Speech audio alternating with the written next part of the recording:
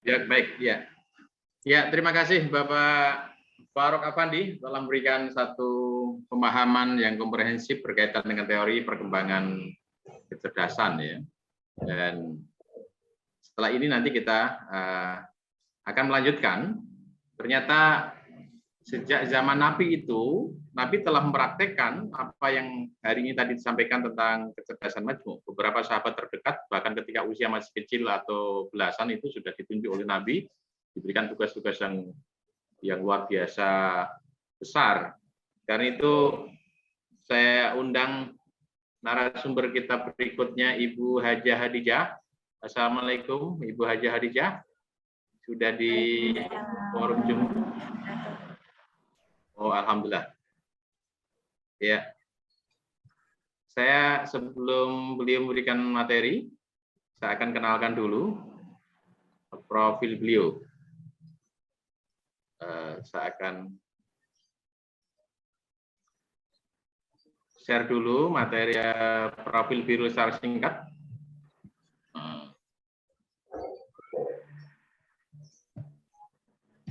Ya.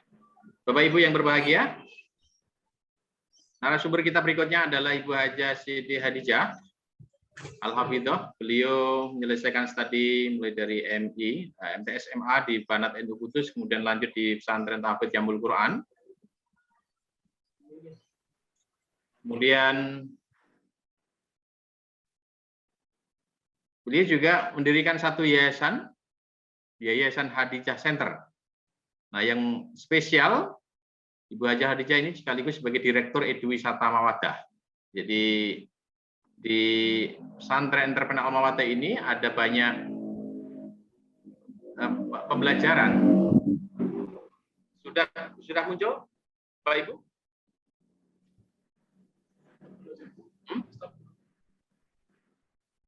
Oke, saya ulang lagi share screen-nya.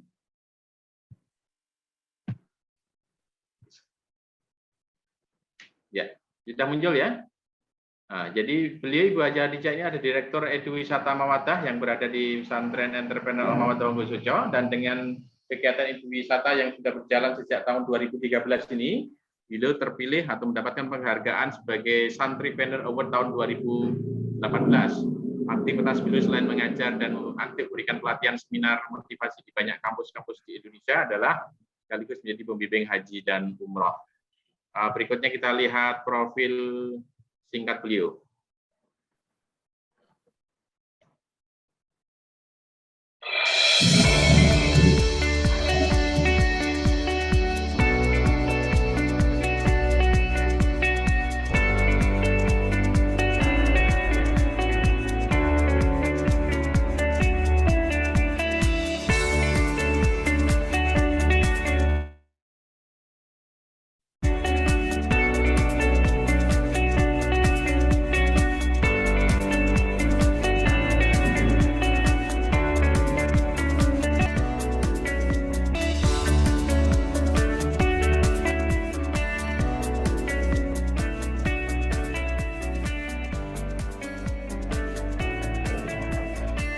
Ketika anaknya kasih motivasi untuk semangat belajar, mereka menumbuhkan keyakinan bahwa kita itu semua bisa, asal kita mau belajar kita pasti bisa. Itu ya kurang lebihnya.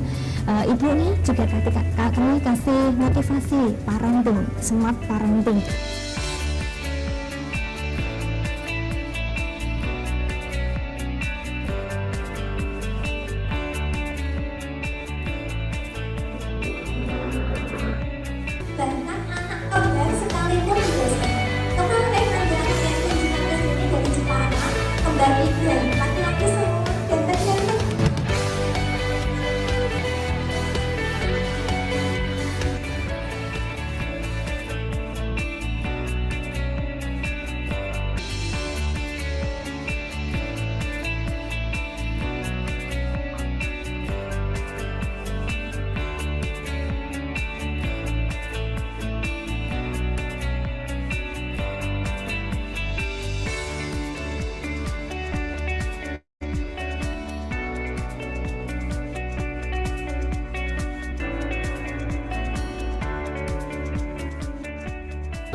nominasi Pesantren Entrepreneur Inspiratif diraih oleh Pondok Pesantren Al-Mawaddah Kudus dan didirikan tetap fokus mengembangkan 3 aspek, yaitu intelektual, spiritualitas, dan entrepreneur. Setiap harinya Agro dan Indowisata berhasil menarik perhatian ratusan masyarakat dari berbagai elemen. Wah, ini menarik sekali karena mengajarkan kewirausahaan dan pertanian. Pesantren Al-Mawaddah telah menginspirasi para santri untuk berwirausaha.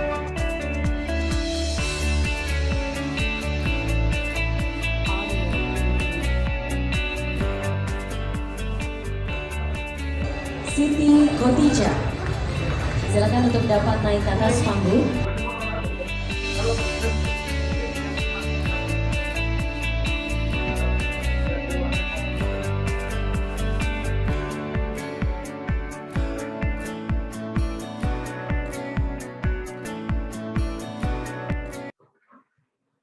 Baik Bapak Ibu, demikian tadi profil singkat dari narasumber kita Ibu Haja Hadijah.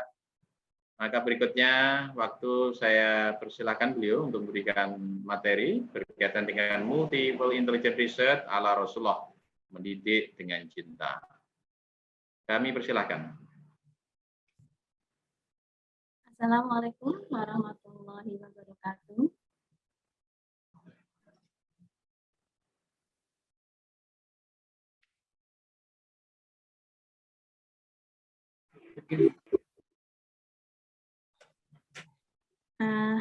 Halo, sudah terdengar ya suara saya? Cek. Sudah terdengar? Sudah, Bu. Ya. Saya apa dulu?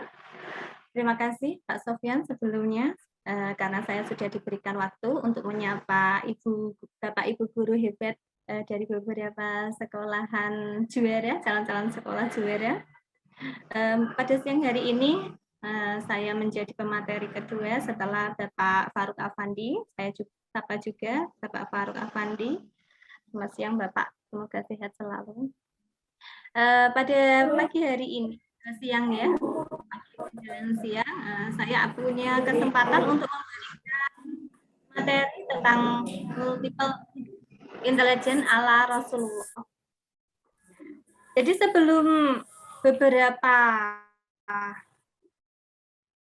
pencetus teori tentang kecerdasan majemuk itu diberikan oleh Alfred tadi ya, yang disampaikan oleh Pak Faruk Afandi, sebelum Howard dan sebelum juga Daniel, ternyata Rasulullah SAW begitu hebat banget bisa membaca kecerdasan para sahabat yang berada di samping beliau. Kalau mau kita baca sebentar salah tentang apa saja sih sahabat yang sudah sangat berhasil dibimbing Rasulullah kecerdasannya itu. Bisa kita lihat di slide selanjutnya ini. Rasulullah adalah seorang the best teacher, telah menunjukkan bakat dan kecerdasan anak-anak itu dalam sejarah Islam. Siapa saja itu? Antaranya adalah diantaranya Ali bin Abi Thalib. Kita tahu sendiri sang sahabat Ali bin Abi Thalib ini sahabat yang begitu cerdasnya. Salah satunya juga termasuk sahabat yang paling berani.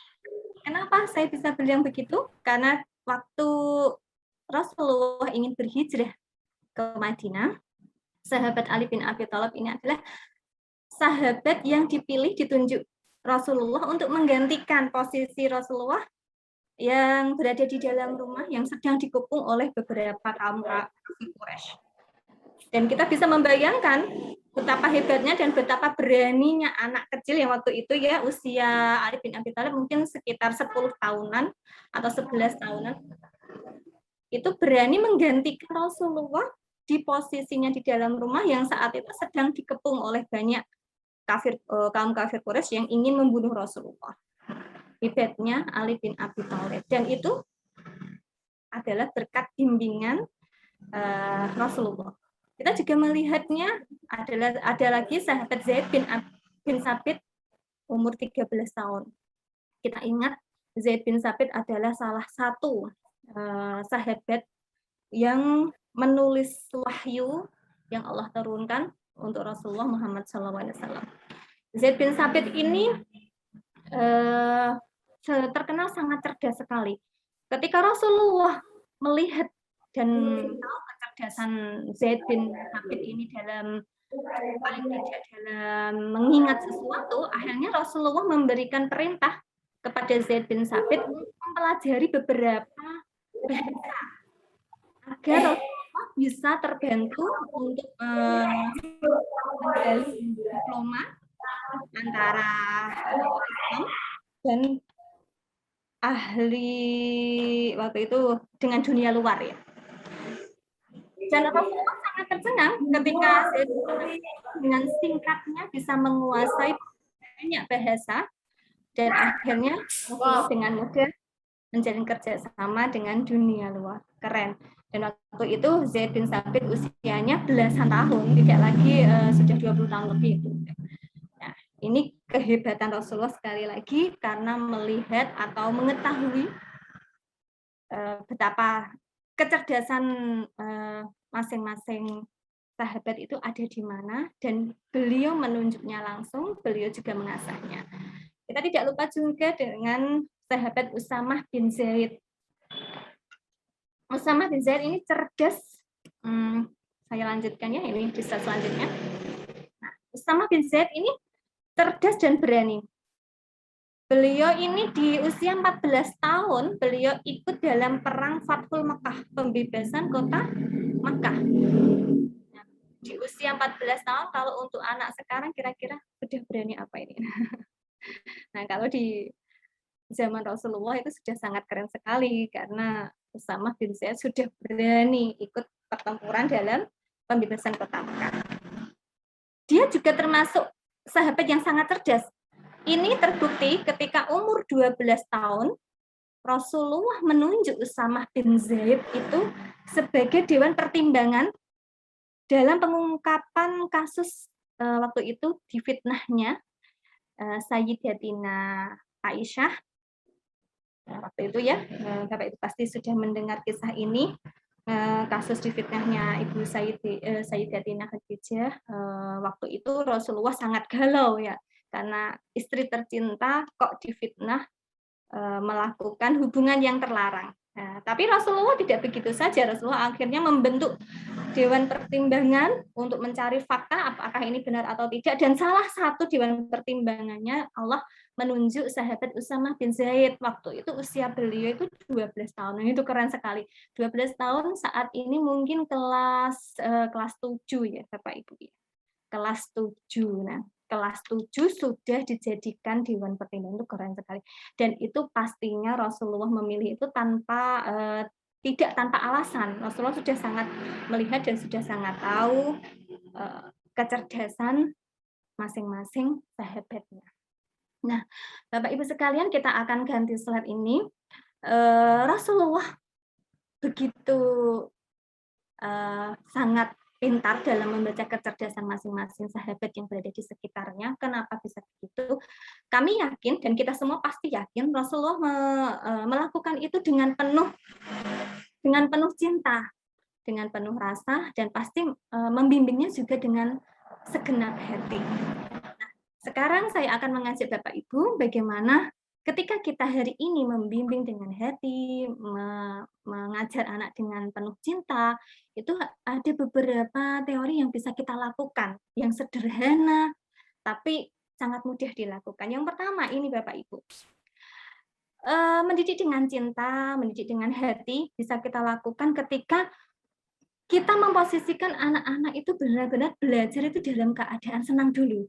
Kalau anak-anak sudah belajar dengan keadaan senang, itu pastinya kita akan bisa dengan mudahnya mengetahui apakah anak ini punya kecerdasan jenis apa. Itu keluar semua. Nah, maka dari itu sebelum pembelajaran itu dimulai, pastikan kita buat anak-anak itu otaknya on dulu. Nah, ini kita ada slide-nya ya. Otak on. Ciri-ciri otak on itu otak yang anaknya itu rileks, gembira, bahagia. Nah, tapi sebaliknya, jangan sampai kita mulai pembelajaran di sekolah itu ketika kita melihat anak-anak itu dalam keadaan hatinya tidak nyaman, dalam keadaan rewel, depresi, tidak gembira, tidak rileks. Kenapa? Karena di saat itu anak-anak itu otaknya sedang off. Ketika otak off itu, anak-anak tidak akan mampu menerima pelajaran dari luar ataupun dia menunjukkan kecerdasan yang ada dalam diri mereka. Maka dari itu, mungkin ini yang prinsip awal yang harus kita kembangkan di sekolah kita masing-masing, ataupun di dalam pembelajaran dalam bentuk apapun, majelis ilmu apapun, pastikan siapapun yang akan belajar, kita pastikan dulu otaknya on. Nah, sekarang saya juga mau melihat atau mau mendengar ini, beberapa dari Bapak Ibu guru ini otaknya masih on apa sudah off ini? Saya boleh bertanya dan boleh dijawab? Bapak Ibu, halo? Otaknya masih on apa sudah off ini? Nah, ini ya. Selanjutnya saya juga akan melihat kembali. Kita akan belajar juga tentang powerful communication. Dalam powerful communication ini, kita akan melihat dan kita akan mengetahui bahwa sejatinya ketika kita mengajar, itu tidak melulu hanya anak-anak itu butuh kata-kata. Kita butuh ilmu ini agar kita tahu powerful communication itu ternyata 55% yang berpengaruh dalam berkomunikasi adalah bahasa tubuh, bukan lagi kata-kata. Kata-kata itu sudah tidak mempengaruhi, karena pengaruh yang di sini ya, yang di layar ini bisa ditangkap, itu hanya sekitar 7%. Bahasa tubuh ada 55%, sedangkan intonasi itu ada 38%.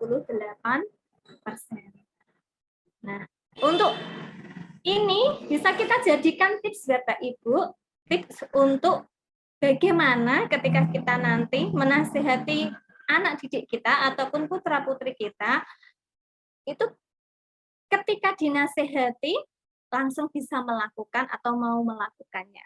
Kira-kira Bapak Ibu bersedia tidak ini?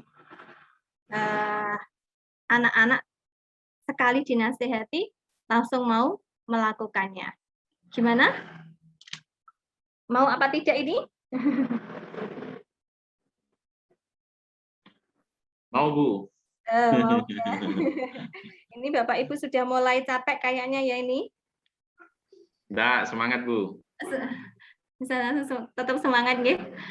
Nah, kalau panjenengan hari ini merasa sudah banyak berkata, sudah banyak menasehati, tapi kayaknya berlalu begitu saja. Anak-anak dinasehati dengan banyak kata-kata, kayaknya seolah-olah masuk ke telinga kanan dan keluar telinga kiri. Itu karena kita cara berkomunikasinya salah, Bapak Ibu. Nah, ini cara komunikasi yang benar itu seperti ini. Bahasa tubuh, gunakan bahasa tubuh ketika berkomunikasi. Ini ada simulasi sebenarnya. Tapi sekiranya Bapak Ibu ini bisa mengikuti enggak ini kira-kira? Gimana Pak Sofyan? Apakah kita lakukan simulasi di sini atau tidak ini? Bisa. Bisa ya, dilakukan simulasi ya. Nah, coba Bapak Ibu ya, dengarkan kata-kata saya. Ya, dengarkan kata-kata saya. Saya ingin Bapak Ibu sekalian menggosok kedua telapak tangannya. Coba gosok kedua telapak tangan. Kalau jenengan bisa mempraktekkan ini dan benar, insya Allah nanti dalam memberikan nasihat ataupun berkata kepada anak tidak lagi dicuekin atau tidak lagi akan langsung ditaatkan atau langsung dilakukan, ditaati gitu ya. Coba ya, Bapak Ibu bisa meng-on-kan kamera dulu. Dipersilakan Bapak Ibu yang memungkinkan boleh on kamera supaya Ibu Hadijah bisa melihat interaksi Bapak Ibu semua. Oke, siap Bu. Oke. Ini saya udah on kamera nih. Sudah ya, sudah on kamera ya. Nah, coba kita gosok-gosokkan telapak tangan kita Bapak Ibu. Nah, gosok, gosok, gosok, gosok, gosok, gosok. Nah, ikuti kata-kata saya nggih Bapak Ibu ya. Gosok, gosok, gosok, gosok, gosok, gosok. Coba taruh di pipi. Sudah? Mungkin bisa di-on-kan juga untuk suaranya, audionya Bapak Ibu. Gimana pipinya rasanya gimana? Hangat, hangat. Ini Pak Sofyan saja ini yang mendengarkan. Enggak, memang tadi oleh ini kita mute sementara nggak apa-apa. Pakai on gitu kamera ya. Ya, digosok lagi, digosok, gosok, gosok, gosok, gosok, gosok. Tetap ya, ikuti kata-kata saya. Awas, awas, awas. Gosok, gosok, gosok. Taruh di tangan. Tangan, gimana? Tangan juga. Nah, sekarang Hangat. lagi gosok, gosok, gosok, gosok, gosok, gosok. Hati-hati Bapak Ibu, kita taruh di mana ini sekali lagi? Nah, gosok, setelah digosok kita taruh di dagu. Ya, dagu Bapak Ibu. Sudah semua? Sudah semua apa belum ini? Sudah? Mana dagunya Bapak Ibu? Mana dagunya? Sudah benar semua? Halo? Sekarang saya tanya, dagu itu sebelah mana Bapak Ibu? Ini ya. Kalau tidak salah dagu itu ini ya. Bawah mulut, Bu. Nah ya, kenapa banyak yang di sini? Nah ini karena ini dalam bentuk sudah terbukti ya teori ini bahwa bahasa tubuh itu ada 55%. Memang kata-kata saya dagu, tapi bahasa tubuh saya berada di mana ini, Bu? Di dahi ya. Nah, Bapak Ibu ikut semua. Bahasa tubuh saya di dahi, kata-kata saya dagu, padahal dagu ini terbukti. Kata-kata itu pengaruhnya hanya 7%. Bahasa tubuh pengaruhnya lebih banyak, 55%. Nah, maka dari itu ada istilah mau Indo Hasanah itu memang bagus, tapi lebih penting lagi adalah uswatun hasanah. Nah, ini untuk membentuk anak-anak juara memang salah satunya kita harus memperbaiki dulu sebagai guru yang selalu akan menjadi idola anak-anak. Bagaimana ketika kita berkata-kata santun, ketika kita menyapa juga dengan sopan, kita banyak senyum, kita karena tidak menginginkan anak-anak emosinya meluap-luap, kita pun mengkondisikan diri kita semua agar emosi tak selalu meluap-luap. Karena sekali lagi uswah hasanah, suri teladan yang baik bagi anak-anak di sekolahan memang satu-satunya adalah Bapak Ibu guru. Nah, kita lanjutkan ya. Sadarilah bahwa setiap anak adalah spesial. Tidak ada yang namanya anak kurang, anak bodoh atau lain sebagainya. Yang ada itu kita yang belum bisa menemukan atau membaca kecerdasan mereka. Nah, banyak yang terjadi ketika tadi Pak Sofyan sempat memberikan ini ya contoh bagaimana orang yang kekar IQ-nya ini ya nilainya sangat tinggi itu cuma hanya menjadi penjaga kandang kuda karena ini lingkungannya atau orang tuanya belum bisa menyadari dan belum bisa mengarahkan anak ini menjadi yang terbaik pada bakatnya atau pada kecerdasannya. Nih, sekali lagi kami tampilkan Pak Habibie. Pak Habibie ini kecerdasannya luar biasa, tadi sudah disampaikan Pak Sofyan ya, saya akan lanjut aja yang berikutnya, mungkin ada Tukul Awana, saya akan lanjutkan juga, ini ada kisah yang mengharukan Bapak Ibu.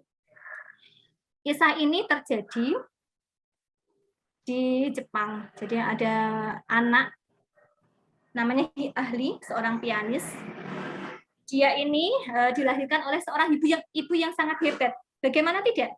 Ibu ini diceritakan 11 tahun usia pernikahan, beliau tidak juga dikaruniai anak. Pasti sangat sedih. Nah, sebagai seorang ibu sangat sedih. Sebagai seorang wanita setelah menikah 11 tahun dan tidak dikaruniai anak, beliau sangat sedih sekali. Tapi alhamdulillah di tahun ke-12 usia pernikahan, beliau mengandung. Kebahagiaan jelas menyelimuti kedua pasangan itu, tapi ternyata kebahagiaan itu tidak lama ketika dokter memberikan kabar bahwa putri yang akan anak yang dikandungnya itu memiliki terdeteksi ketika nanti terlahir, anak ini akan terlahir sebagai penderita lobster claw syndrome. Kakinya itu hanya sebatas lutut, jadi sudah kaki plus lutut, sampai lutut saja. Terus dia juga tidak hanya itu, dia akan terlahir sebagai anak yang punya keterbelakangan mental. Karena itu dokter langsung menawarkan, bagaimana Bu, mumpung ini usia kandungannya masih kecil, apakah anak ini tetap dipertahankan dalam kandungan atau kita ini aja, kita gugurkan saja. Kalau Bapak Ibu mengalami itu terus ditanya kira-kira apa yang menjadi pilihan kita, pasti kita akan bingung sekali.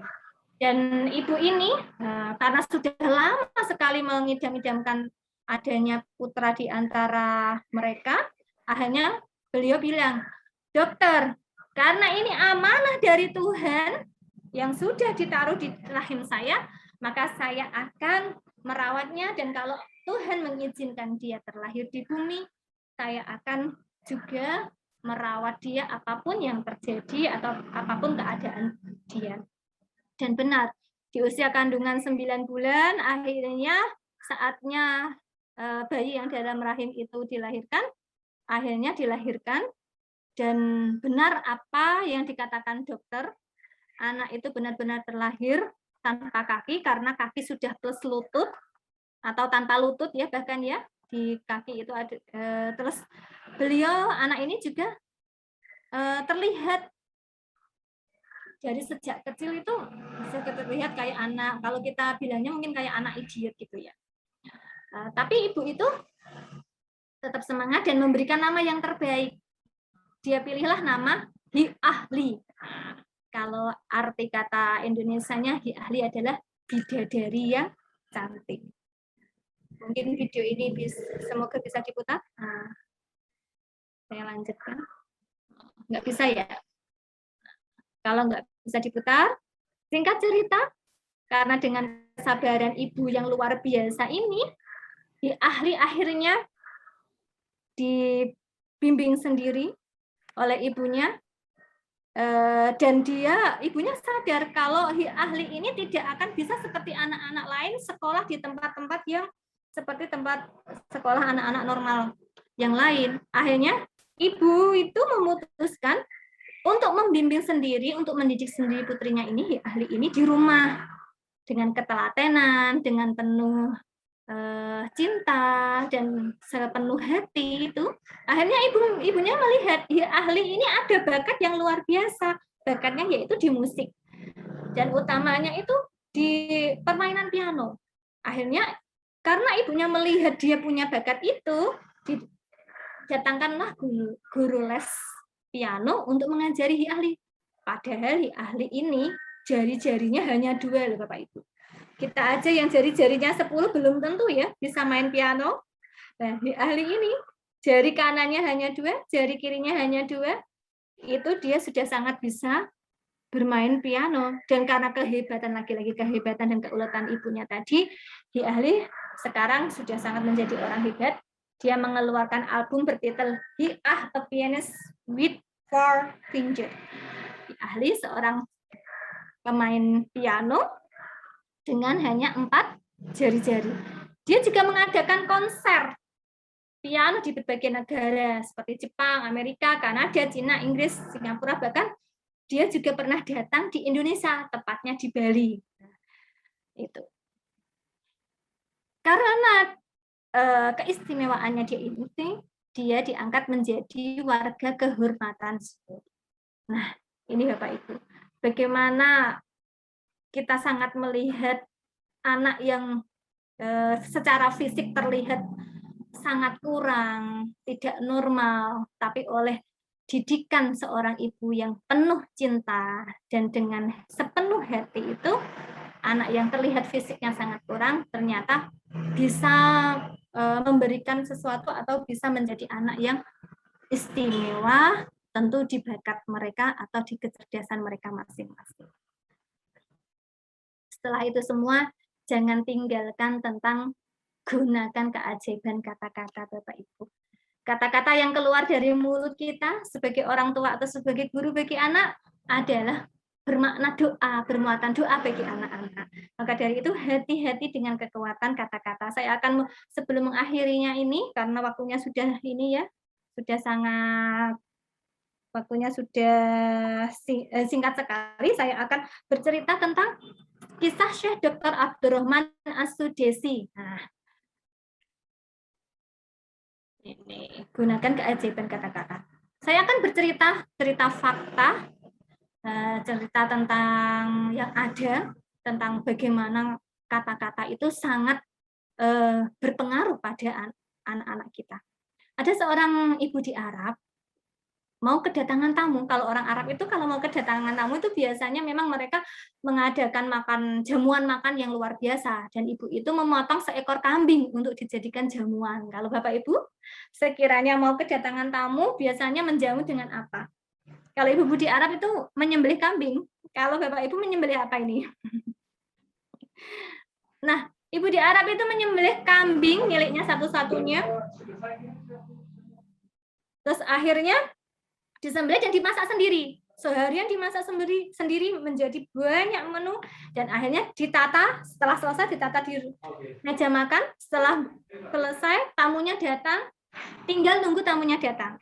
Ketika menunggu tamunya datang itu seorang ibu itu masuk ke dalam kamar untuk mengganti pakaiannya, karena tadi habis masak ya pasti bau sekali. Dia sambil menunggu tamunya datang mengganti pakaiannya ke dalam kamar. Setelah ditinggal ke dalam kamar, ada anak kecil yang datang, lari-lari dari luar. Terus sampai di meja makan, melihat meja makan yang penuh dengan menu itu, dia kaget. Kok banyak menu di meja makan ini? Ada apa ini?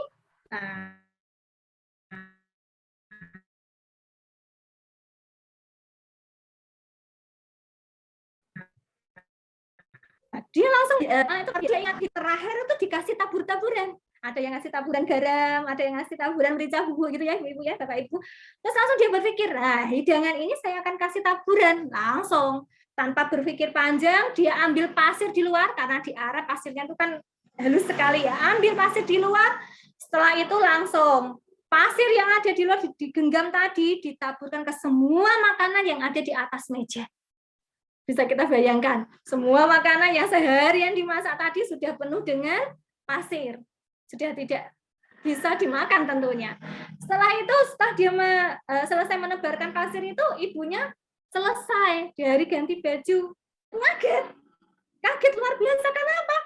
Melihat makanan itu sudah penuh pasir dan pasirnya tidak bisa dimakan, padahal sebentar lagi tamunya akan datang. Langsung dia melihat anaknya yang tadi senyum, terus anaknya tanpa merasa bersalah bilang, bagus kan Bu, ini sudah tak kasih taburan-taburan, persis kayak yang di TV. Nah, kira-kira ini, kalau Bapak Ibu seperti Ibu tadi, apa yang dilakukan? Ibu di Arab ini langsung emosinya mulai meluap, terus anaknya dilihat dengan mata melotot, terus langsung bilang, ya Rohman, anaknya namanya Rohman, mungkin usianya waktu itu 5 tahunan, usia anak-anak TK mungkin ya. Ya Rohman, ruh, gitu. Ruh ilal haram, kun imaman hunaka. Ruh itu bahasa kasar, kalau di Arab itu ruh bahasa kasar artinya minggat gitu. Jadi saking emosinya sampai keluar kata-kata minggat gitu ke anaknya, jadi anaknya disuruh minggat. Tapi dengarkan kata-kata selanjutnya Bapak Ibu. Ruh ilal haram kun imaman hunaka. Minggat kamu. Minggat ke Masjidil Haram. Jadi ya imam di sana. Disuruh minggat kemana? Ke Masjidil Haram. Disuruh jadi apa? Jadi imam. Nah, gunakan keajaiban kata-kata. Seberapapun emosi kita meluap-luap, hati-hati dengan kata-kata. Karena kata-kata ibunya tadi, anak kecil itu benar-benar menjadi apa yang disabdakan ibunya.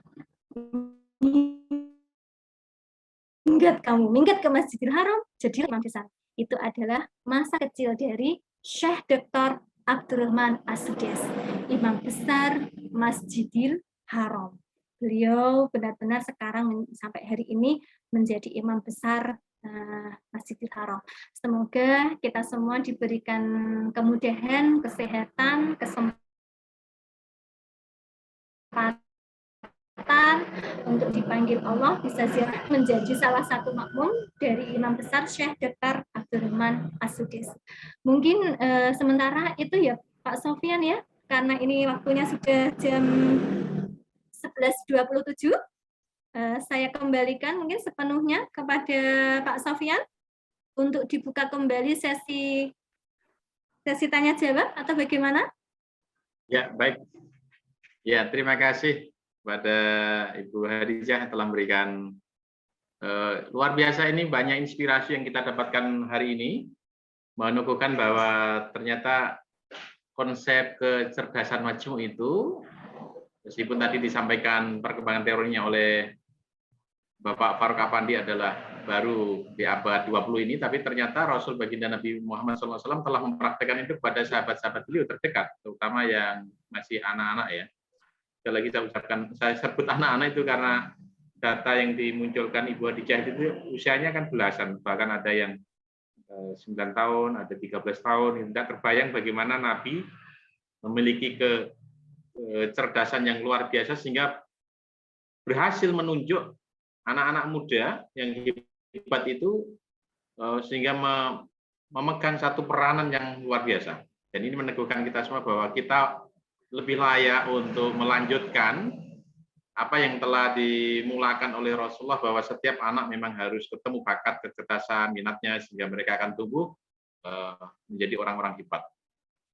Baik, ini sudah jam 11.30 dan kita masih ada waktu untuk di live Zoom ini sampai jam 12. Meskipun demikian, saya selalu sampaikan kepada seluruh peserta bahwa pelatihan kita yang full daring ini tidak hanya melalui Zoom, tapi kita juga akan lanjutkan lewat grup WA. Jadi boleh nanti sekiranya ada bagi antara Bapak Ibu yang tidak punya kesempatan untuk sharing, memberikan pertanyaan atau ide-ide di forum Zoom ini, nanti silakan tanya di grup WA sehingga kita juga bisa memberikan umpan balik ya. Bahkan di grup kita itu bukan hanya narasumber hari ini, narasumber hari pertama Bapak Said, hari kedua Bapak Sarkomati Bukhari Uliani, tapi juga tergabung di situ, sehingga satu pelatihan yang menghabiskan 5 hari durasi ini itu kita bisa mengambil satu ini ya, gambaran besar. Belum nanti hari ke-4 dan ke-5. Baik Bapak Ibu yang berbahagia, Pak Farouk masih di grup ya, Bapak Farouk Afandi, Ibu Hadijah, mohon tetap sampai kita nanti menutup sesi ini. Waktu selanjutnya adalah sesi tanya jawab. Saya persilahkan pada Bapak Ibu sekiranya ada yang mau disampaikan. Baik, pakai apa ini, raise hand atau langsung diaktifkan juga boleh. Siapa lebih dulu? Silakan Ibu Umu Umarah. Oke, saya lihat ada angkat tangan. Silakan dipersilakan Ibu Umarah, Ibu Umu Umarah untuk menyampaikan. Ya, terima kasih waktunya Bapak. Assalamualaikum warahmatullahi wabarakatuh. Waalaikumsalam warahmatullahi wabarakatuh. Setelah kita mengikuti dari awal ya, menarik sekali dan sangat kasih bagi pendidik PAUD tentunya ya. Karena dari segi tadi banyak sekali yang kita ambil. Cuma saya mau menggarisbawahi yang IQ tinggi menentukan nasib masa depan. Tapi cuma sekilas saja ya. Dan menurut saya ini ada beberapa penunjangnya. Orang tua, lingkungan, kemudian guru. Dan yang menjadi titik intinya ini ada di guru, karena pada pagi hari ini kita zoom-nya kan dengan pendidik PAUD ya. Dan luar biasa sekali kalau pendidik PAUD ini harus menanamkan sikap perilaku ataupun sosial emosionalnya anak dari dini. Kemudian yang selanjutnya tadi, setelah itu saya menghubungkan di kecerdasan anak ya, yang ada verbal linguistik nih, ada di bidang bahasa kalau di kami, kemudian ada logis matematik itu yang di kognitif ya kalau di kami, kemudian spasial itu ada yang di, kalau kami melihatnya itu ketika anak-anak bermain balok itu nggih. Kemudian kinestetis, koordinasi anggota tubuh ini yang fisik, motorik kasarnya nggih. Kemudian musik ini juga ada di seni dan motorik halusnya juga masuk. Kemudian kecerdasan interpersonal dari diri sendiri ini kita sebagai pendidik memfasilitasi anak dalam sikap sosial emosionalnya. Kemudian dengan orang lain juga sosial emosionalnya di sini. Yang menjadi bukan pertanyaan, nggih. Ini perlu digarisbawahi bahwa pendidik PAUD itu akan bukan pendidik PAUD saja ya, pendidik kan hanya memfasilitasi anak yang sudah mempunyai berbagai macam inteligensi yang dibawa. Namun kalau kita lihat sekarang, ya, tidak mungkin kan satu anak itu perkembangannya semuanya bisa mampu berkembang dengan baik. Ya. Padahal kita sebagai pendidik dituntut harus memfasilitasi bagaimana anak bisa berkembang dengan baik di bidang 5 pengembangan itu. Alangkah hebatnya pendidik PAUD. Bagi kami seperti itu. Karena kita punya indikator-indikator pencapaian perkembangan yang harus kita berikan kepada anak, kita fasilitasi supaya berkembang dengan maksimal, tentunya dengan usia, dengan usia anak-anak sesuai tahap perkembangannya. Namun di sini yang perlu kami sampaikan, perkembangan anak di 5 bidang pengembangan harus kita fasilitasi sebagai pendidik PAUD berkembang dengan sangat baik, karena harapannya orang tua dari rumah kan sekolah TK berkembang dengan baik, berkembang apa sajanya, tentunya berkembang di hal negatif di 5 bidang pengembangan. Namun di sisi lain kita juga harus paham dengan perkembangan anak yang tidak mungkin dalam satu kelas ada 10 atau 15 anak yang perkembangannya sama. Nah ini sebagai pendidik terutama di PAUD, karena pada siang hari ini kita ketemunya dengan pendidik-pendidik PAUD ya. Alangkah hebatnya, amazing sekali pendidik PAUD. Harus memfasilitasi satu anak di 5 bidang pengembangan dalam satu hari. Karena memang dalam satu hari 5 bidang pengembangan harus mencapai semuanya.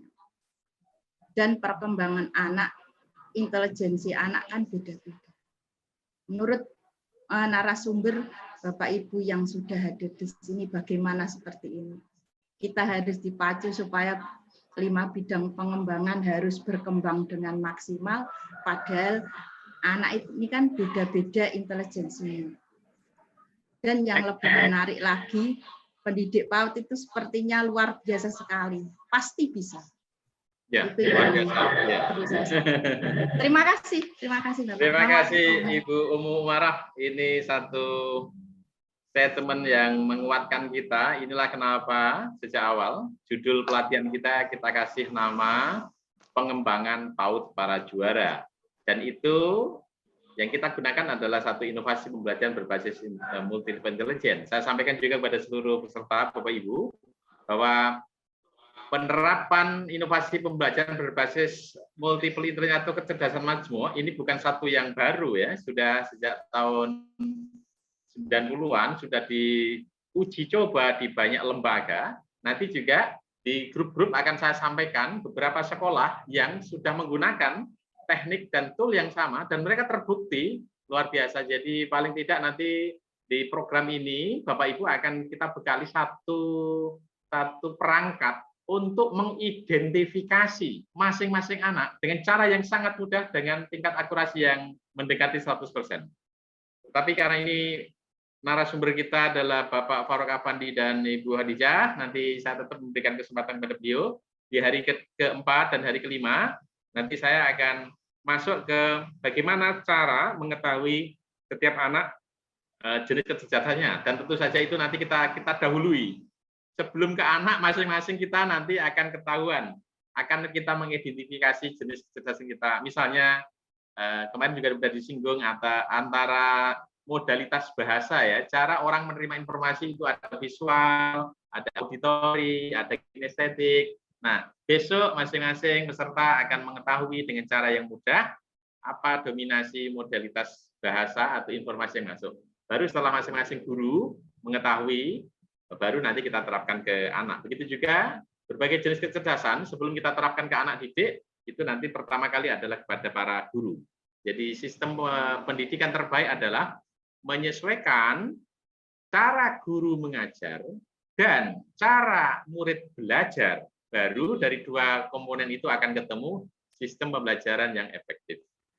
Saya kira ini dulu yang perlu ditanggapi, karena ini tidak ditujukan ke Pak Faruk atau Ibu Hadijah. Saya kira saya kasih kesempatan. Saya pertama Pak Faruk Afandi dulu. Bagaimana tadi di slide Bapak juga saya lihat ya, jadi IQ tinggi tidak menjamin kesuksesan orang, kalau lebih dominan emosional ketimbang intelektual. Silakan Bapak Faruk Afandi. Ya, baik. Selamat siang Ibu Umaroh ya, Bu Umaroh. Jadi betul. Jadi memang kalau guru itu memiliki tugas yang sangat mulia. Kalau seorang guru harus mengcover semua kebutuhan intelijensi anak, itu sebuah tugas yang sangat tidak mudah ya. Jadi seorang anak yang dituntut memiliki kecerdasan, beberapa kecerdasan, dan itu harus ada nilai ukurnya gitu. Nah, oleh karena itu tadi sempat disinggung sebetulnya sama Pak Sofyan bahwa kalau di ini nanti di tim ini nanti di Mawadah terutama itu akan ada istilahnya apa, alat ukur gitu ya, alat ukur bagaimana kita bisa memberikan apa istilahnya bahwa efektivitas kecerdasan anak itu pada kecerdasan yang apa, dan kita mengoptimalkan kecerdasan yang mana gitu. Jadi itu nanti akan ada perangkatnya gitu, nanti akan ada perangkatnya itu. Oleh karena itu nanti Ibu Umaroh bisa juga nanti kita berikan ini ya model-modelnya gitu. Jadi saya kira itu jadi kaitannya dengan IQ yang tinggi itu tidak menjamin bahwa seorang itu menjadi lebih sukses. Itu banyak sekali contoh-contohnya ya, kayak tadi ya yang disampaikan ada Chris Langan gitu, yang disampaikan oleh Pak Sofyan di awal bahwa IQ yang sangat tinggi 195 itu tidak menjamin dia menjadi orang yang berhasil, yang sukses, tapi dia hanya berhasil dan sukses sebagai penjaga kandang kuda begitu. Jadi oleh karena itu teori kecerdasan yang tadi kita sampaikan itu adalah satu dengan yang lain itu saling menyempurnakan, terutama kecerdasan majmuk gitu ya, kecerdasan kecerdasan majmuk itu yang menjadi apa nanti kita lebih tekankan gitu. Jadi tidak hanya sekedar bicara soal IQ tinggi, nanti dia akan menjadi seorang yang lebih berhasil, memiliki kesempatan profesi lebih baik, bukan begitu. Jadi satu sama lain akan saling melengkapi. Nah, itu mungkin Ibu Umaroh ya, atau bisa disampaikan lagi ke atau Pak Sofyan, coba kita kembalikan ke Pak Sofyan dulu. Baik, Ibu Hadijah, ada yang mau disampaikan berkaitan dengan apa yang tadi dimunculkan oleh Ibu Umaroh berkaitan dengan begitu berat tanggung jawab seorang guru, dan itu memang luar biasa ya, guru dengan waktu yang singkat di sekolah, sementara rata-rata rombongan belajar berapa Bu? 15 orang per kelas ya? 15 atau ya, satu rombongan 15 anak. 15 anak dengan beda karakter. Karena itu sebetulnya bukan jumlah 15-nya, sekiranya sekolah itu memiliki 200 murid lah, maka tantangan kita adalah bagaimana masing-masing anak yang dengan jumlah 200 itu mereka ranking 1 di bidang masing-masing. Dan itulah program kita ini, program pencapaian nanti di 20 sekolah adalah menemukan itu, menjadikan 20 sekolah ini menjadi sekolah para juara. Indikatornya adalah masing-masing akan menjadi juara berdasarkan identifikasi jenis bakat dan kecerdasannya. Waktu kita rapat koordinasi kemarin, saya munculkan sekilas satu profil guru luar biasa, guru SDLB Bapak dari Semarang itu terbukti bahkan anak dengan kebutuhan khusus, ABK atau anak-anak yang difabel pun mendapatkan satu prestasi yang luar biasa. Itu teknik yang digunakan sama yang akan kita terapkan di program POP jenjang PAUD di Kudus ini. Jadi menemukan anak sesuai dengan bakat dan kecerdasannya, setelah itu adalah masing-masing guru mengetahui panduan setelah itu. Ibu Hadijah dulu, ada yang mau disampaikan? Silakan. Terima kasih atas kesempatannya Pak Sofian. Selamat siang Bu Umaroh. Jadi memang untuk saat ini saya paham sekali untuk menjadi guru PAUD itu sangat luar biasa, sangat luar biasa segalanya ya Bu ya. Yang tidak boleh kita lupakan Ibu, kita harus selalu mengajak berkolaborasi orang tua. Nah, ini yang tidak boleh kita lupakan.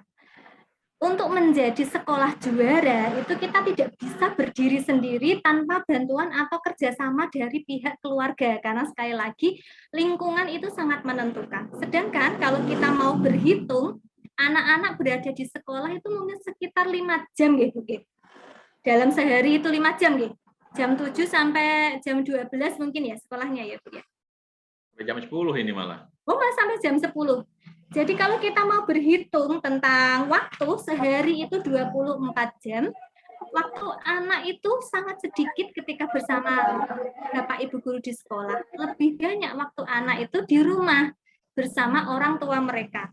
Jadi kalau menurut saya, kita harus sebagai sekolah juara, para orang juara, anak-anak juara itu, kita tidak boleh melupakan peran serta orang tua dalam mendidik.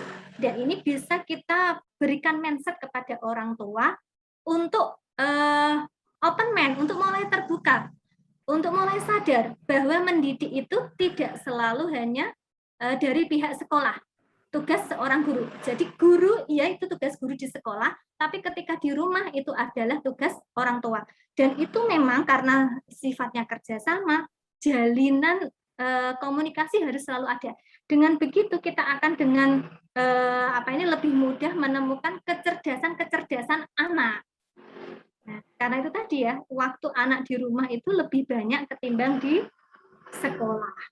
Mungkin kalau tambahan saya itu satu lagi, mungkin anak menjadi juara tidak hanya tadi kalau untuk teori yang sudah disampaikan Pak Farouk, teori yang dicetuskan oleh Harvard Binet itu kan ada IQ, SQ, EQ.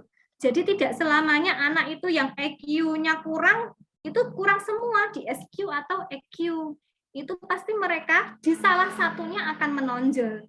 Dan itu bisa benar-benar akan ditemukan ketika pihak sekolah bisa bekerja sama dengan orang tua.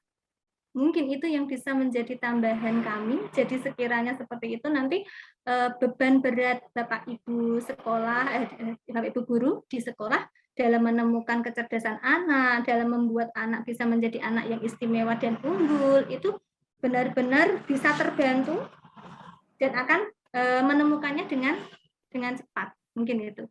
Baik, terima kasih Ibu Hadijah. Dan saya sekaligus sampaikan kepada Bapak Ibu yang berbahagia, bahwa nanti bisa jadi bukan di tahun 2021 ini, tetapi tahun 2022 atau tahun 2023, terutama ketika kita sudah diperkenankan untuk melakukan pelatihan secara tatap muka, kita akan juga melakukan satu observasi kepada setiap peserta didik.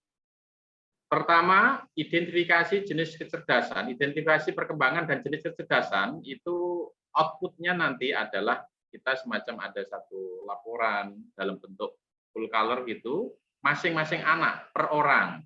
Dan itu nanti sekolah dapat, orang tua juga akan mendapatkan itu. Sehingga apa yang disampaikan oleh Ibu Khadijah benar, bahwa ketika di sekolah maka tugas guru dan tenaga pendidikan adalah mengarahkan tumbuh kembang anak di usia PAUD ini sesuai dengan jenis kecerdasannya. Tetapi begitu mereka sudah pulang, yang durasi waktunya jauh lebih panjang, orang tua itu juga harus mengikuti apa yang kita bagikan tadi. Jadi putra-putri Bapak Ibu, ini jenis kecerdasannya, kita tentukan ini satu di antara 3 yang menonjol, maka baiknya ini berkaitan dengan komunikasi, berkaitan dengan interaksi, dan cara belajar itu ini yang harus dilakukan. Dengan seperti itu maka proses pembelajaran menemukan anak juara itu menjadi ekosistemnya terbangun, bukan hanya di sekolah tapi juga di rumah. Bahkan di rumah itu kita sebut dengan pendidikan informal, itu para pakar menyebut lebih dari 70% mendukung kesuksesan pembelajaran atau prestasi anak di sekolah. Baik, semua yang kita bicarakan ini kita rekam, dan nanti juga beberapa narasumber selalu bikin evaluasi berkaitan dengan hal-hal yang perlu kita berikan terhadap kasus-kasus yang muncul selama proses pelatihan daring. Karena itu sekali lagi saya mohon dari Bapak Ibu yang lain, ya, terima kasih Ibu Umarah ya, saya mengundang lagi Bapak Ibu yang lain untuk share berkaitan dengan dinamika anak-anak di sekolah. Itu penting bagi kami untuk menerapkan satu teknik yang tepat sasaran, meskipun secara umum kita sudah memiliki tahap-tahapnya. Baik, saya persilahkan yang lain Bapak Ibu, masih ada waktu barang 20 menit atau 21 menit untuk berbagi. Boleh berkaitan dengan pertanyaan tentang materi yang telah disampaikan oleh dua narasumber kita yang luar biasa, atau saya juga sangat terbuka dan berharap itu tadi, dinamika anak-anak ketika mengikuti pembelajaran di sekolah. Saya sejak hari pertama mengikuti full, jadi itu menjadi data yang luar biasa, database bagi kami. Kurang lebih, meskipun 1-2 kasus di 1-2 sekolah, tetapi karena jenjang usia itu mereka relatif sama, itu akan ketemu teorinya nanti. Silakan Bapak Ibu. Raise dulu supaya bisa saya sebut nama Bapak Ibu untuk berkenan berbagi pengalaman mendampingi anak-anak hebat di sekolah Bapak Ibu masing-masing. Bapak, tadi Ibu ya, sekarang Bapak. Ada Bapak yang mau berkenan berbagi pengalaman? Sambil menunggu, silakan Bapak. Ini silakan. Mute-nya diklik, unmute-nya supaya kita bisa dengar. Silakan Bapak Ibu.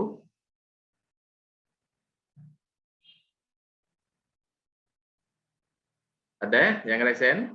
Sambil menunggu, tangan yang melambai saya sampaikan untuk hari ke-4 besok dan lusa hari ke-5. Saya juga ingin seluruh peserta Bapak Ibu partisipasi yang aktif. Semoga kesibukan di sekolah masing-masing tetap masih bisa mengikuti pelatihan, karena besok kita sudah mulai menerapkan tahap implementasi inovasi pembelajaran berbasis multiple intelligence. Jadi ada beberapa inovasi dan model-model yang tidak hanya 8 jenis kecerdasan yang disampaikan oleh Bapak Faruk Affandi. Ada banyak inovasi dan model, bahkan ada juga yang khas Indonesia berkaitan dengan mengidentifikasi dominasi otak. Dan mulai besok kita akan lebih banyak berbicara tentang otak. Silakan Ibu. Ya, itu yang sudah. Oh, belum. Oke. Ada lagi Bapak Ibu? Besok kita akan mengetahui masing-masing modalitas bahasa kita. Modalitas informasi masuk itu ada yang dominan lewat visual, ada yang dominan lewat auditori pendengaran, ada yang lewat kinestetik. Dan nanti itu juga sangat penting ketika nanti Bapak Ibu ada yang berminat untuk belajar tentang hipnosis dan hipnoterapi. Saya kira skill atau tool itu justru paling banyak dibutuhkan dibutuhkan oleh para pendidik di jenjang PAUD, gitu. Bahwa hipnosis dan hipnoterapi tidak selalu dimaknai seperti yang tayangan di TV, orang hipnotis lupa segalanya. Tapi bagaimana kita menggunakan bahasa persuasif. Setiap kata menembus langsung namanya reticular activating system. Jadi otak kita ada otak sadar, ada otak bawah sadar, subconscious mind. Maka tadi saya tawarkan kalau Bapak Ibu memungkinkan ada waktu kita bisa tatap muka di Alma Wadah, itu saya ingin Bapak Ibu itu saya ajari bagaimana cara paling mudah, sederhana, kata-kata langsung menembus critical area. Sehingga setiap kata dianggap sebagai sebuah kebenaran yang nyata, maka anak akan menyerap itu dalam kesadaran dia. Nah, itu nanti teknik-teknik itu penting. Dan pertama harus mengenali misalnya tadi, dominasi modalitas bahasa. Untuk anak-anak dengan kecerdasan visual, Bapak Ibu, ini sebagai wacana lebih dulu sebelum besok kita masuk ke materi ya. Pastikan anak-anak itu duduknya harus di bangku paling depan. Anak visual adalah modalitas informasi masuk itu paling dominan lewat pandangan mata. Maka dia membutuhkan tampilan yang bagus, Bapak Ibu bisa nulis di whiteboard, dan jangan sampai dia terhalangi oleh punggung temannya, bahkan oleh punggung gurunya. Maka itu visual. Gitu. Beda lagi dengan orang auditori, kadang-kadang Bapak Ibu tidak perlu kecewa ketika menerangkan di depan kelas, kemudian jadi secara sederhana ada 3 yang Bapak Ibu ya. Visual, ada auditori, ada kinestetik. Ini klasifikasi yang berbeda dengan jenis kecerdasan yang barusan disampaikan oleh Bapak Faruk Affandi. Ini yang kita sebut dengan modalitas. Informasi masuk kepada manusia itu melewati 3. Yang pertama ada yang visual, pandangan mata, kedua auditori, pendengaran, ketiga kinestetik. Maka ketika kita nanti menentukan, mengidentifikasi masing anak peserta didik kita, orang yang visual, pastikan duduknya harus di bangku paling depan. Tidak boleh dia di belakang. Itu nggak nyaman dia terhalang oleh punggung temannya. Beda dengan anak yang auditori. Bapak Ibu tidak perlu kecewa kalau nerangi tiba-tiba anaknya kok nggak pernah lihat saya gitu. Dia sibuk sendiri, kadang-kadang malah nulis, malah gambar. Tapi giliran ujian kok atau dikasih pertanyaan dia nyambung karena dia informasi masuk itu dominasi lewat telinga. Maka yang dibutuhkan bagi orang dominan modalitasnya kinestetik adalah suara yang indah. Intonasi suara yang pas ya. Kemudian ditunjang oleh musik. Nah, musik itu adalah bagian dari otak kanan, karena itu ada baiknya juga di sekolah-sekolah itu di ruang kelas sering diputar musik-musik yang menimbulkan suasana ceria, gembira, bahagia. Itu orang kinestetik membutuhkan begitu. Karena itu orang kinestetik paling nggak nyaman kalau ada guru ngajar dengan suara volumenya terlalu pelan, apalagi udah begitu kemudian relatif monoton gitu. Nanti beberapa sesi juga kita akan share bagaimana menjadi seorang the great teacher, menjadi guru terbaik dalam menyampaikan materi public speaking. Public speaking selama ini sering disalahpahami, yang penting orang pintar ngomong. Tidak Bapak Ibu, ternyata public speaking itu seperti diperagakan oleh disimulasikan Ibu Hadijah tadi, bahkan kata-kata itu hanya 7% saja. Jadi itu kita nanti berbagi ilmu yang luar biasa itu. Bukan hanya orang tua di rumah harus semakin hemat kata-kata, guru di sekolah juga tidak terlalu disarankan untuk terlalu boros kata-kata. Karena apa? Ada intonasi yang dibutuhkan bagi orang auditori. Nah, sementara kinestetik ini orang yang pakai perasaan. Selama ini saya menjalani profesi misalnya tugas menghipnotis atau menghipnoterapi anak-anak atau orang dewasa pun, saya harus mengenali lebih dulu orang yang saya hadapi ini, yang butuh terapi lewat aktivitas otak bawah sadar, ini dia visual, auditori, atau kinestetik. Cara pendekatannya beda. Orang visual, maka ini misalnya ya, gerakan saya itu adalah lihat tangan saya, begitu nanti tangan saya jatuh, maka Anda akan tertidur dengan lemas dan masuk dalam relaksasi. Jadi ada gerakan yang bisa dilihat. Ya, beberapa praktisi hipnosis biasanya menggunakan kacang-kacang api. Di beberapa YouTube saya juga saya menggunakan itu. Saya mengeluarkan dompet, kemudian saya keluarkan ada api. Begitu engkau lihat api, maka engkau tidur lelap. Gitu. Itu hanya tepat diterapkan bagi orang visual. Maka besok kita belajar dengan cara yang sangat mudah mengetahui orang visual, auditory, atau kinestetik. Orang auditory itu nggak perlu melihat kita kalau kita hipnotis. Cukup kita perdengarkan kata yang ritmenya kita atur, kita hitung mundur dari 3 sampai 1, nanti di hitungan 1, Anda tidur dalam kondisi yang rileks, bahagia, nyaman. 3, 2, 1. Ini baru latihan loh, Bu. Jangan sampai ada yang tertidur ya. Nanti prakteknya kita pas tatap muka saja. Ya. Nah, orang auditori cukup dengan suara itu. Beda dengan orang kinestetik, Bapak Ibu. Kinestetik itu dia tidak perlu melihat, tidak perlu dengan suara. Maka cara menghipnotisnya gitu. Khusus yang saya sentuh tangannya, nah gitu. Cukup yang saya sentuh pundaknya, maka tidur dalam kondisi relaksasi yang dalam, tidur. Itu. Nanti setelah sesi siang jam 1 ya, saya izin juga share beberapa praktek saya menggunakan teknik itu, dan itu berkaitan dengan namanya mind teknologi, teknologi pikiran. Maka mulai besok kita banyak berbicara tentang otak. Anak-anak kita itu punya banyak kebutuhan, Bapak Ibu. Kalau kita ingin anak kita soleh, kita tanya kepada para ustadz, kiai.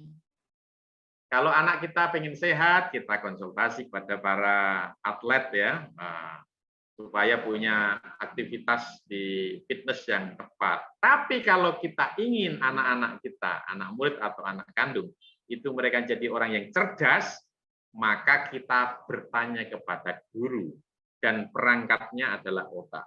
Karena itu besok kita akan membongkar otak kita, otak anak didik kita, dan itu akan memudahkan seluruh proses pembelajaran di sekolah kita.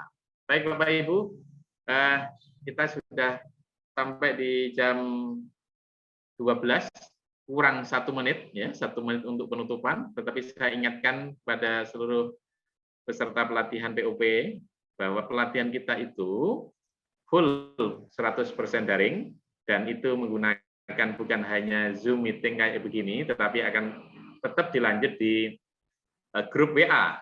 Karena itu boleh tanya jawab, berbagi pengalaman, dan bagi narasumber termasuk dari tim Mawada juga minta izin untuk sering nanti, mulai nanti dan hari-hari berikutnya untuk berbagi tambahan materi, beberapa tool dan isian sekiranya kita bisa efisien waktu ketika masuk di sesi Zoom di hari keempat, kita masing-masing sudah mengetahui jenis kecerdasan atau paling tidak ini tadi Bapak Ibu, modalitas bahasa. Apakah kita cenderung visual, auditory, atau kinestetik? Saya kira itu saya cukupkan dulu ya.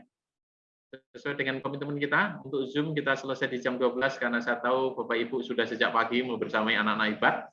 Dan itu saya ngasih apresiasi yang luar biasa sudah bergabung di kegiatan pelatihan ini. Tetap nanti semua materi akan kita share dalam bentuk PowerPoint maupun dalam bentuk rekaman di LMS, Learning Management System, sehingga kita bisa terus melihat, mereview, terutama bagi yang tidak bisa berkesempatan mengikuti secara live. Saya ucapkan terima kasih sebesar-besarnya kepada narasumber di kesibukannya yang padat, masih menyempatkan ini. Dan Ibu Hadijah, terima kasih atas materi dan inspirasi yang luar biasa. Bapak Ibu, kepala sekolah, guru-guru, dan tenaga pendidikan yang mengikuti pelatihan sampai hari ketiga ini, kita masih ada 2 hari, hari keempat, hari kelima, dan nanti insya Allah di hari kelima, tim saya sowan ke sekolah Bapak Ibu masing-masing untuk menyampaikan kewajiban kami memberikan kuota. Karena ini pelatihan sudah jalan, kuotanya belum diberikan. Mohon maaf ini hal teknis, karena kebetulan Bapak Ibu berada di angkatan 1. Saya kira pelatihan kita hari ini luar biasa, dan kita mendapatkan banyak masukan, ide, kemudian wawasan, dan teori-teori baru berkaitan dengan multiple intelligence. Saatnya kita akan menerapkan setiap ilmu yang kita terima untuk diri kita dan anak-anak didik kita. Saya cukupkan sekian. Terima kasih dan mohon maaf atas segala kesalahan, kekurangan dan kehilafan.